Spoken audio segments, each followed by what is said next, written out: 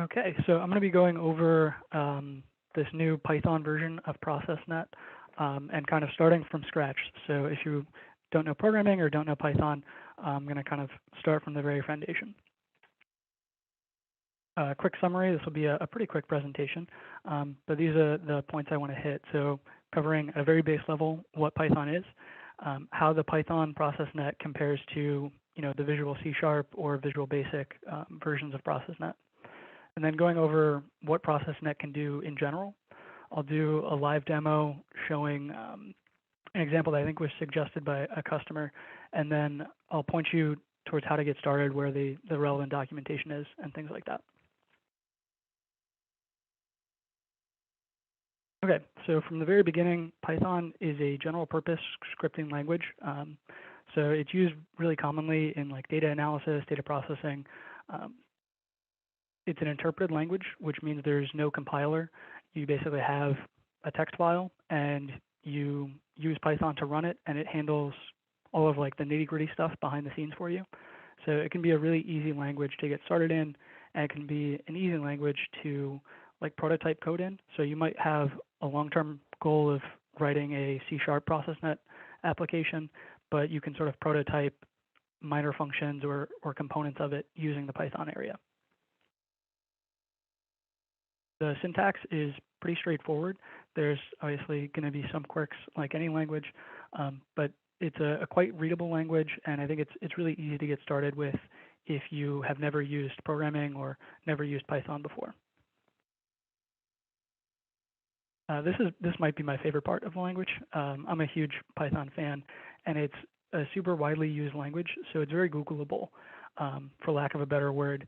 And that means if you don't know how to do something, usually somebody on Stack Overflow has already figured it out, and you can sort of modify that code instead of having to start from scratch. And there's a lot of libraries available to do the types of things that you might want, and kind of do that in a few lines of code rather than having to write something from scratch. So you can do networking things, you can manage files, and we'll see a little bit of that. You can do a lot of data processing. There's a library called Pandas, because the open source community can't name anything.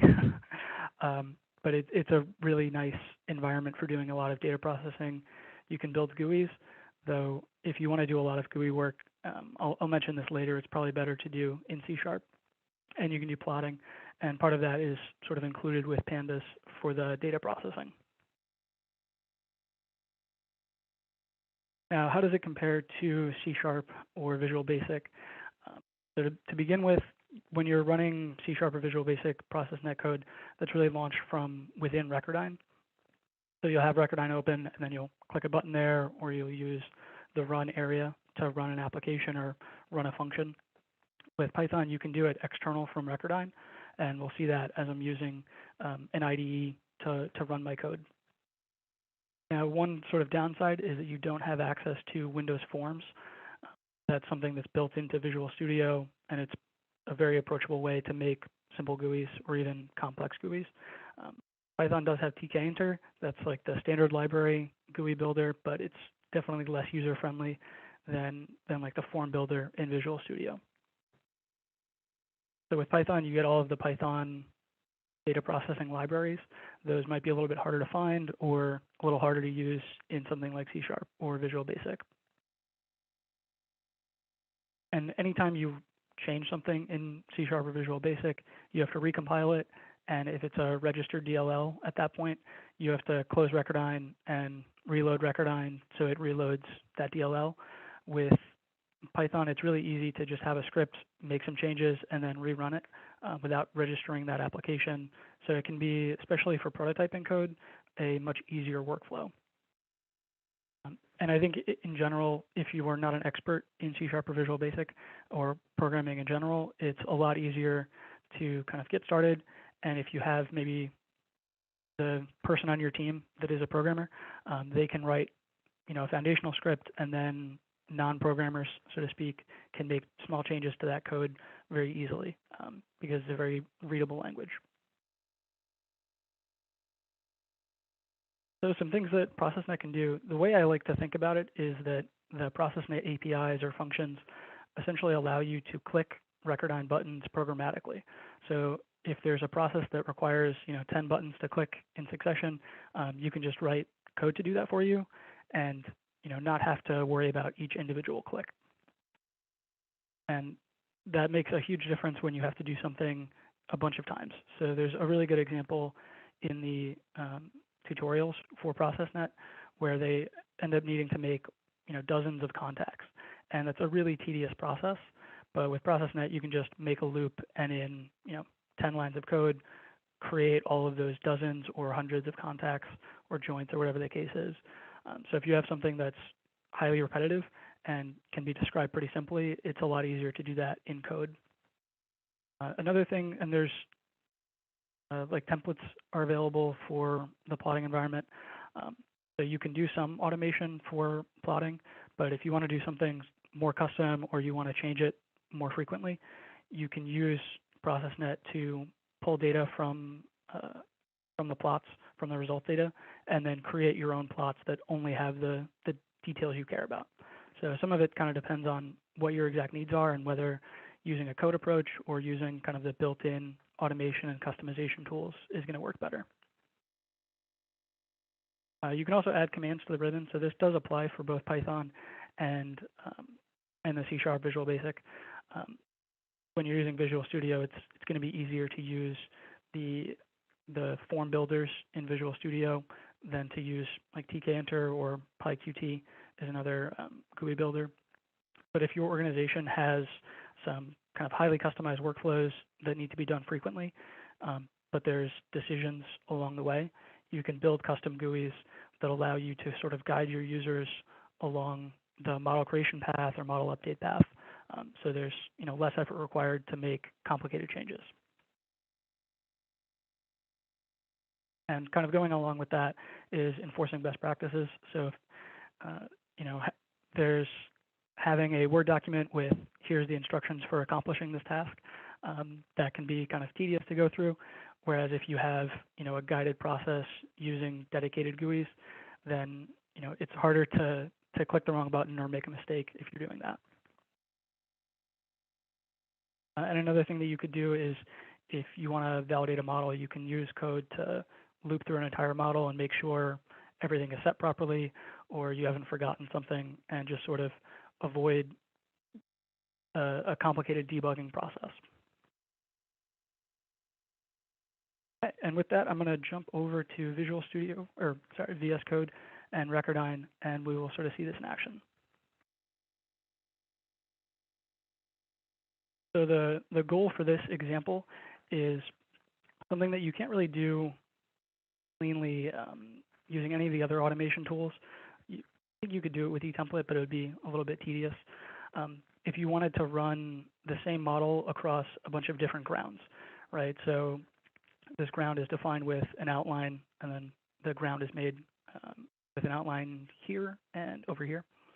And if you wanted to run like 20 or 30 different ground track examples, it'd be annoying to do that manually. So the goal for the code is to automatically go through these outlines, make all those updates, run all of the models, and then ideally you come back 5 or 10 minutes later and everything's done.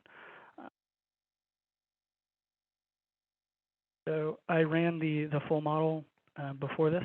So I'm going to drop this down just so we can sort of see things happening a little bit quicker. Did not want to simulate it here.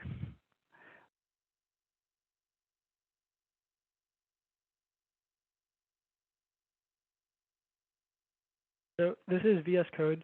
There's, in the documentation, which I'll talk about more towards the end, there's the instructions for how to set all of this up. Once you have it set up, it's pretty straightforward, and it's not difficult to set up initially. So I'll go through this code in more detail afterwards. But first, I want to run this so we can see kind of what's happening interactively in RecurDyn.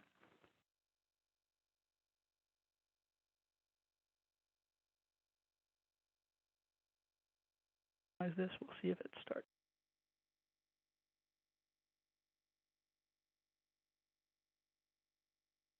So we can see, yep, now it's going through and it's going to update those outlines, recreate the ground, and then run the simulation.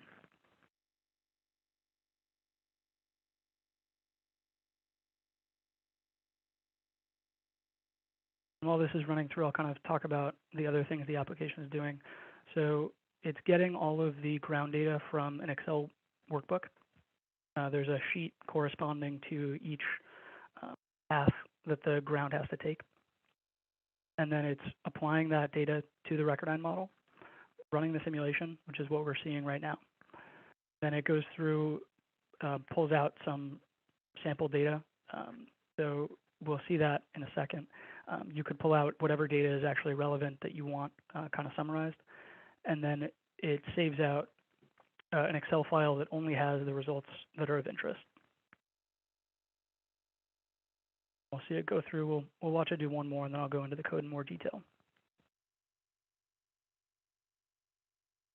You can see it made another change to the ground.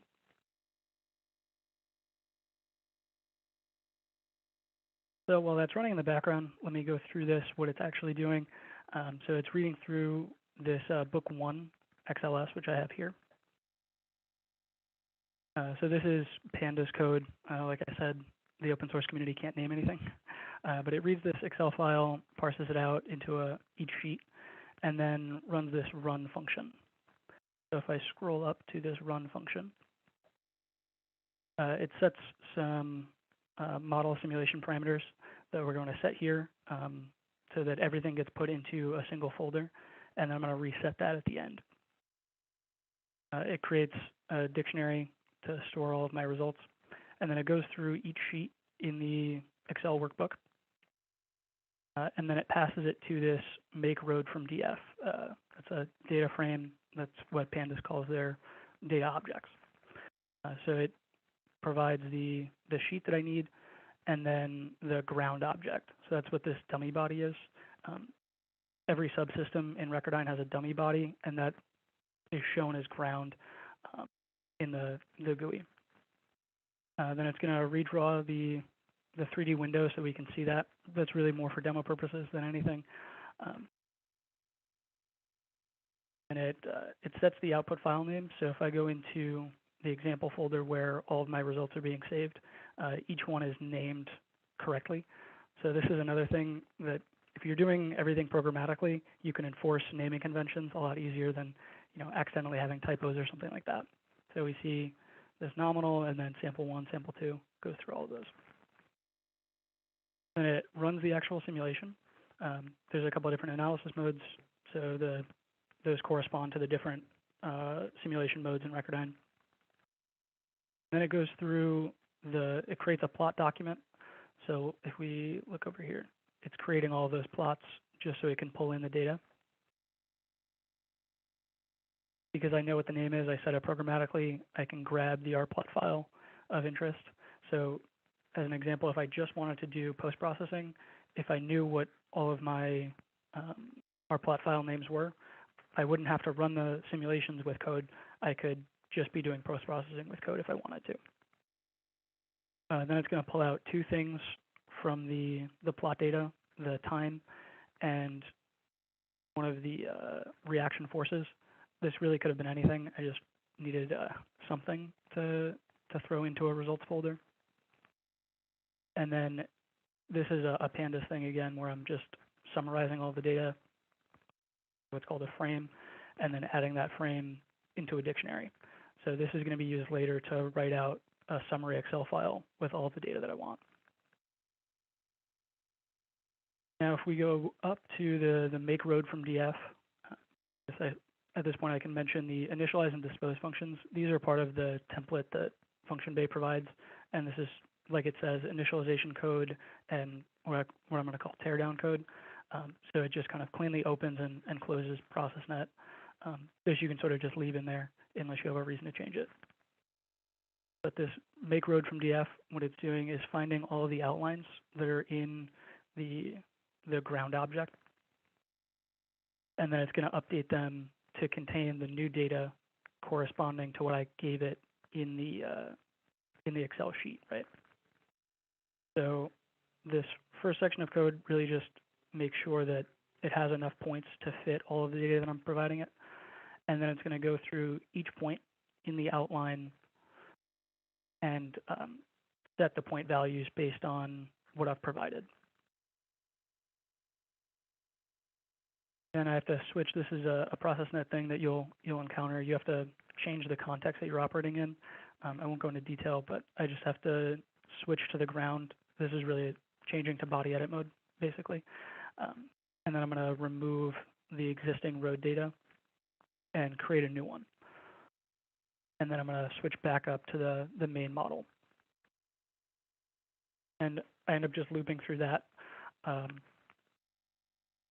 every time that I need to make a change to the geometry and then run the simulation. Then we can scroll all the way back down to the bottom. This is the last thing it does, is it saves out a results file. Oh, I was supposed to change the name of that. We can still look at the data. So it saves out an Excel sheet or an Excel workbook with one sheet for every simulation that I ran. So in this example, we only have 2 things that are showing up there, but you can imagine a scenario where you have 25 things that you want from every simulation in a run, and that's kind of tedious to go through and grab from the plotting environment. So if I can just summarize that all into Excel, a lot of times you're going into Excel anyway to do post-processing, and then to copy into PowerPoints to show to people. With that, I will actually open up that Excel file.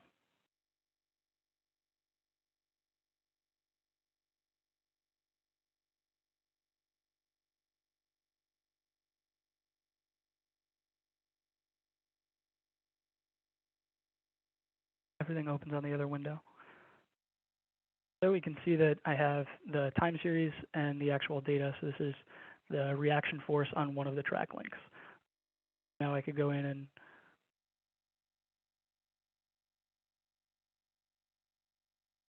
this one's not very interesting. This is only 1 second. So I don't think that track link actually makes contact with the ground.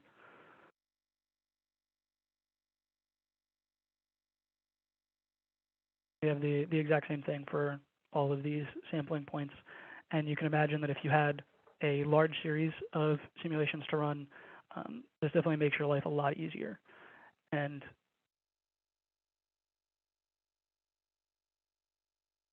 like I had mentioned, without having to close RecurDyn or anything, I can make changes to this script. Like let's say I wanted to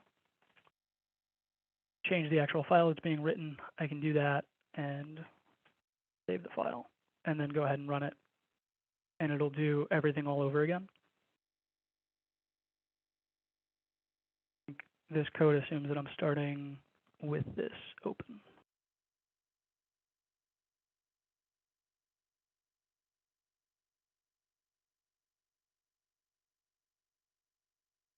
Yeah, so I think that really sums up everything I wanted to show. There's obviously a lot of different ways you can automate things within RecurDyn. You can use parametric values, parametric points, eTemplate, the DOE functionality that Nelson's going to be talking about.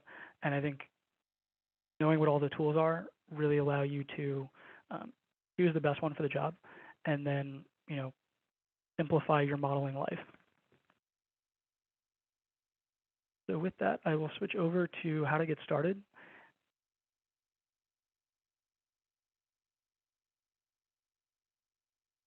So there's a template, and that's actually what I used to grab that initialize and dispose code. So that's a really good place to start. And then you can modify the example from there. It's going to be in the RecurDyn install folder. There's a bin folder, and then you'll see Python. And then there's this Python, this ProcessNet template.py file.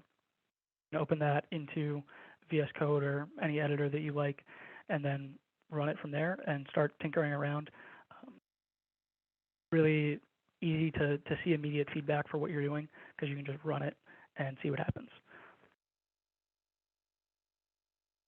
So I've mentioned VS Code, and if you go into the ProcessNet help, there's a guide for installing VS Code and installing Python. It's really just running the installers for those codes.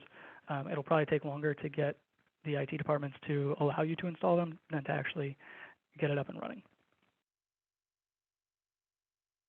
Then there's ProcessNet help. So the RecurDyn help has the instructions for installing Python and VS Code, and then the ProcessNet help has specific documentation for all of the functions that are available, what kind of parameters they take in, and there's a lot of reference code as well.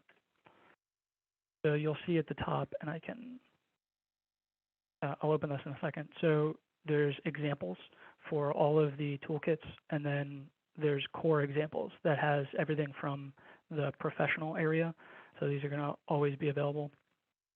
And there's example code for, setting up buttons in the UI, using road data, all of that sort of thing.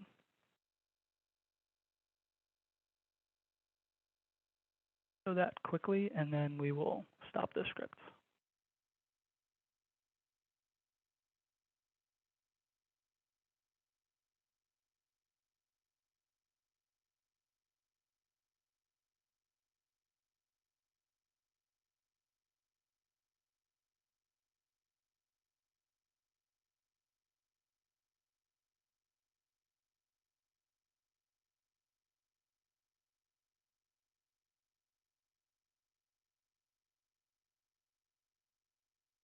So this is the ProcessNet documentation, and you'll see the C# and Visual Basic, and then Python directly below it. So these really have the same content. It's just the names of things are a little bit different, or the syntax is a little bit different. So if we go into Python here, you see the examples. So auto design has its own examples. Chain, all of these things have their own examples. And then core example is especially where you'll get started. And there's examples for all of these different functions that you would want to use. You keep scrolling, the actual documentation for what each function takes. Like if I wanted to know what methods are available for body objects, I would go here, and I can see, I can change the density. I can see which sheets are in that body, which solids are in the body, all that sort of thing.